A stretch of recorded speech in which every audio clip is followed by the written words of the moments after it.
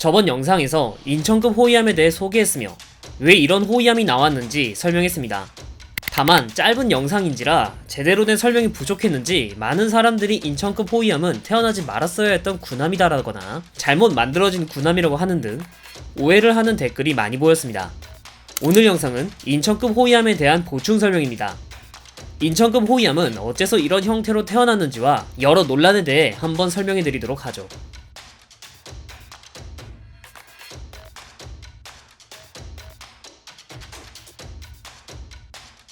먼저 인천급 호위함이 어째서 이런 모습으로 태어났는지 다시 설명드리겠습니다. 인천급 호위함은 FFX 배치 사업의 일환입니다. FFX 배치 사업은 현재 노후화된 울산급 FF와 포항급 PCC를 신형 FFG로 대체한다는 계획으로 세부적으로 배치 1, 배치 2, 배치 3, 배치 4까지 계획해 순차적으로 나누어 호위함들을 전력화하는 사업입니다. 우리가 아는 인천급 호위함은 FFX 배치 1에 해당하는 녀석이지요.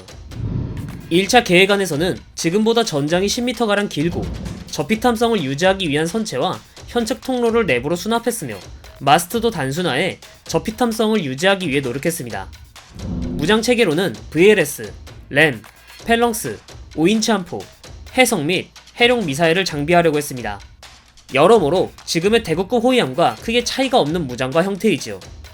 이대로 건조하면 모두가 해피해피한 상황이었겠지만 제2연평해전이 모든 걸 바꾸어 놓았습니다.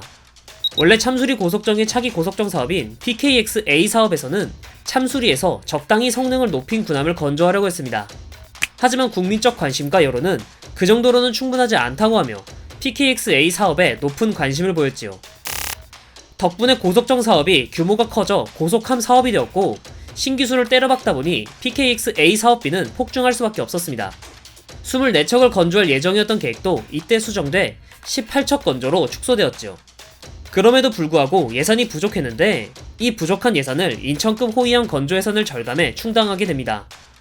덕분에 인천급은 전장이 10m나 줄어들면서 VLS가 삭제되고 저피탐성도 부분적으로만 적용하게 되는 계기가 되고 말았습니다. 사실 따지고 보면 윤영하급 고속함이 문제라고 할 수 있지요. 하지만 윤영하급 고속함의 건조 경험을 바탕으로 신형 참수리급을 건조할 수 있게 되었으니 그나마 다행이라면 다행이라고 할 수 있습니다. 인천급 FFG는 지금 시점에서 생각하면 VLS를 장비하지 못한 건 미래를 잃지 못한 확장성이 떨어지는 선택이라고 평가할 수 있습니다. 만약 이때 무리를 해서라도 1차 계획안대로 설계를 진행했다면 수직 발사대가 살아남아 해궁 대공 미사일과 홍상호 대잠 미사일을 장비해 좀 더 입체적인 작전이 가능하기 때문이죠. 그런데 VLS 공간을 삭제한 논리도 생각해보면 나름의 합당한 논리가 있었습니다. 일단 인천급 호위함의 설계도가 확정된 시기로 거슬러 올라가보죠. 인천급이 계획되고 건조된 시기는 2008년에서 2010년 사이였습니다. 이때 해궁은 아직 실전 배치도 되지 않았고 홍상호는 일단 실전 배치를 하긴 했지만 초기 도입분 50여 발은 세종대왕급과 충무공급에 먼저 보급을 하여 해역함대에 보급할 홍상호가 부족했습니다. 설상가상으로 홍상호가 중간에 전투 부적합 판정을 받게 되어 설계 수정과 개량을 거듭하는 등의 난항을 겪은 상황이었죠. 그럼 남은 건 외산무기 도입인데 프랑스의 미카와 시스페로우, SM2 정도가 남게 됩니다. 먼저 프랑스의 미카의 경우 기존 전투 시스템과의 호환 문제가 있어 제외되고 시스페로우는 광개토급만 사용하며 이마저도 곧 퇴역할 예정이라 신규 도입은 힘들었습니다. 그러면 SM2 정도만 남게 되는데 3000톤급 정도밖에 안 되는 호위함에 장비하기에는 비용 대비 효율성 문제가 있었죠. 즉 인천급 호위함이 건조될 당시에는 아직 개발이 완료되지 않은 국산 미사일과 비용 대비 효율성 문제가 있는 외산 미사일로 어느 쪽도 선택할 수 없던 상황이었습니다. 특히 언제 개발이 완료될지 알 수 없는 상황에서 일단 먼저 VLS를 위해 자리를 마련해 놓는다는 것은 가뜩이나 타이트한 3000톤급에서 배수량을 크게 낭비한다는 뜻이며 먼저 VLS를 넣기에는 개발이 완료되고 총알 없이 총만 들고 전장으로 나가는 꼴입니다. 예산의 여유라도 있었으면 VLS를 만들고 보급까지 기다린다는 선택지가 있지만 앞서 설명했듯 당시 해군은 여유가 없었죠. 그렇다면 방법이 뭘까? 선택지는 램밖에 없었습니다.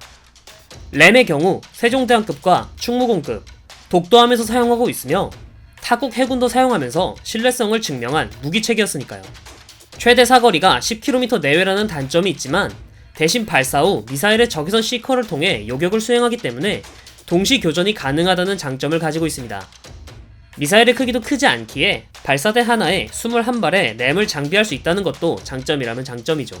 약간 오버하면 램으로 고속정이나 보트 등의 수상함정을 공격하는 용도로도 쓸 수는 있지만 이 부분은 펠렁스가 대응하니 가능하다 정도만 알면 될 듯합니다.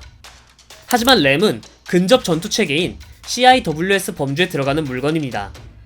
그래서 많은 사람들이 펠렁스 기관포처럼 램도 최후의 보루이며 없는 거보다 요격을 한 번이라도 더 하는 게 나으니까 장비하는 거다 라는 느낌으로 생각을 많이 합니다. 이게 권총이 자결용이다 라고 생각하는 거랑 비슷한 논리인데, 램의 대공 방어 능력은 10km 내외에서 아음속 미사일을 방어하는 것은 충분히 가능하며, 램이 양산되고 지금까지 수많은 테스트 발사로 요격률 90%를 달성한 신뢰성 높은 방어 체계라는 걸 알아야 합니다. 심지어 초음속 미사일도 제한적이지만 요격을 할 수 있다라고 할 정도죠. 이런 데이터와 오랜 시간 운영하면서 쌓인 신뢰도가 있으니 독일은 물론 미국, 일본의 이지스함들은 물론 준 이지스급 군함들도 장비한 거죠. 자유용 수준이고 없는 것보다 나은 정도의 무기라면 VLS를 더 만들어 장거리 대공 미사일을 더 싣는 게 이득인데 말이죠. 그렇다면 NLL 근처는 어떨까? 알려진 정보에 의하면 북한의 지대한 미사일은 KH-35의 카피판인 금성 3호로 알려져 있는데, 알려진 스펙으로는 사거리 100km에 최고속도 마하 0.95 정도로 알려져 있습니다.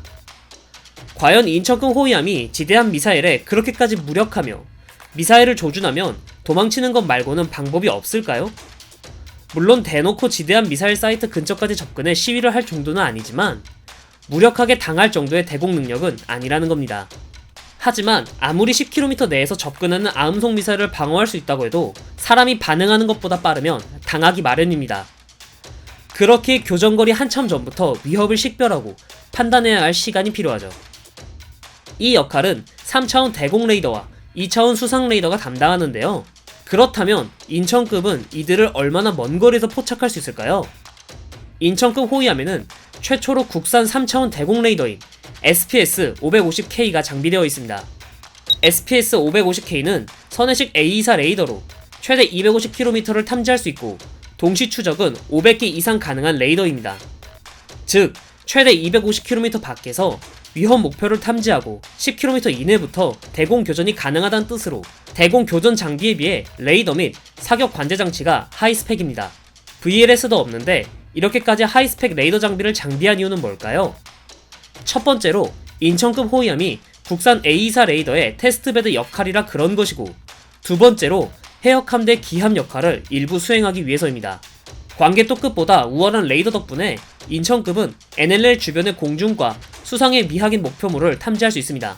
이 뜻은 미확인 표적이 레이더에 탐지되면 1차적인 대응으로 주변의 고속정이나 고속함에게 초계 명령을 내릴 수 있다는 것이죠. 실제로 참술이나 윤영하급이 해상기지에서 대기하다가 출동 명령이 떨어지는 상황이 이런 상황 때문이며, 윤영하급 고속함이나 참수리급이 출동 나가기 전 우군 세력이 잡은 데이터들, 그러니까 표적의 RCS값, 방위, 속도 등의 정보를 받아 출동한다고 합니다. 덩치만 큰 초계정이라는 비아냥과는 달리 제한적으로 기함 역할을 수행할 수 있을 정도로 해역함대를 책임지는 든든한 버팀목인 거죠. 잘 알려지지 않은 이야기인데, 비록 인천급이 하명과 전투 장비는 보수적이며 신뢰성 높은 장비를 택했지만 사격 통제 시스템 및 레이더는 최신 국산 장비의 테스트 베드는 물론 하나 시스템에서 개발한 네이벌 쉴드2 전투 체계 등을 도입해 국산 통합 전투 체계도 실험했다는 겁니다. 함정에서 전투 체계란 함내 감시 자산과 무장을 연결하는 데이터 처리 시스템으로, 이 시스템이 제대로 기능하지 않는다면 전투함은 깡통에 불과합니다. 인천급에서 전투 체계를 테스트한 덕분에 대국급 호위함에서 전투 체계를 안정적으로 이식하는 게 가능했고, 이후 개발 완료된 해공 대공 미사일 등을 시험할 수 있는 토대를 마련했습니다. 참고로 해공 대공 미사일은 2020년에 전투 적합 판정을 받았고 2021년부터 본격적인 양산에 들어갑니다.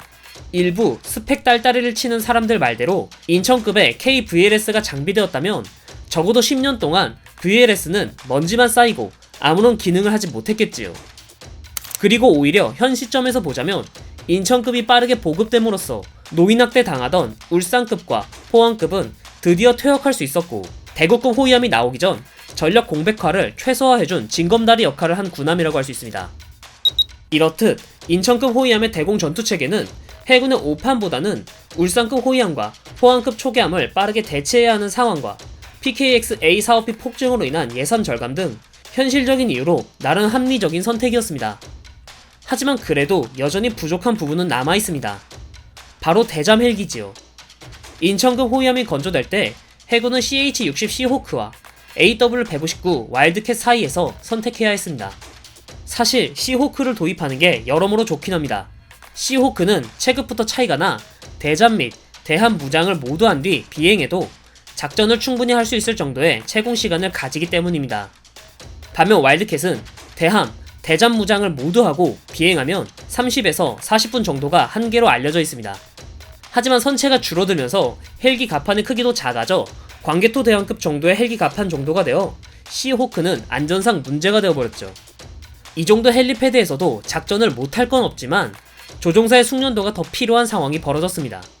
비록 무장 탑재에 한계가 있어 제대로 작전하기 위해서는 대잠과 대함 무장 중 선택해야 하지만 적당한 가격에 제법 합리적인 선택이었고 부족한 대잠 초계 성능은 본격적인 대잠기인 P8 포세이돈의 도입으로 어느 정도 갈증을 해소할 수 있게 되었습니다. 결론을 내자면 인천급 호위함은 내부적으로 불리한 상황에서 최대한 합리적 결론을 도출해 만들어진 군함이라고 할 수 있습니다. 겉으로 보기에는 크기만큼 고속전처럼 보이지만 실은 해군의 현대화 과정에서 시간을 버는 용도를 톡톡히 해냈고 그 결과 대구급 호위함과 충남급 호위함이 건조될 수 있는 토대를 마련했습니다. 간혹 인천급 호위함의 의의는 울산급과 포항급을 빠르게 대처한 것 뿐이라며 평가절하하기도 합니다. 하지만 인천급 호위함이 없었거나 배치가 늦었다면 그 공백은 여전히 울산급과 포항급이 고스란히 메워야 했을 것이며 제대로 된 대공 교전 능력과 대잠 교전 능력이 없어 발생하는 리스크 또한 고스란히 짊어졌을 겁니다. 하물며 천안함 피격 사건이 벌어진 이후인데 제2의 천안함 피격 사건이 발생하지 않으리란 보장도 없었고요. 게임으로 비유하자면 벌처와도 같은 역할입니다. 초반에 벌처가 나와 적 저글링을 잡거나 일꾼 처리를 하며 시간을 버는 사이 나는 멀티를 더 먹거나 배럭이나 팩토리를 더 짓거나 유닛을 업그레이드하는 등 내실을 다지는 것처럼 말이죠. 이때 벌처의 역할이 과연 보잘것없는 걸까요? 오늘도 인천급 호위함은 바다에서 작전을 수행 중입니다. 전력화된 지 거의 10년이 되어도 여전히 오해를 받고 있는 인천급 호위함이지만 그 누구보다 묵묵히 임무를 수행하며 해군 내에서 인정받고 있습니다. 군사 무기에서 스펙은 일부분에 불과합니다. 스펙 딸딸이만 치다가 어떤 꼴이 났는지는 80년 전 일본 해군이 아주 잘 보여줬습니다. 인천급 호위함이 탐탁지 않게 보이는 분들은 조금 더 시야를 넓혀 생각해보면 어떨까요?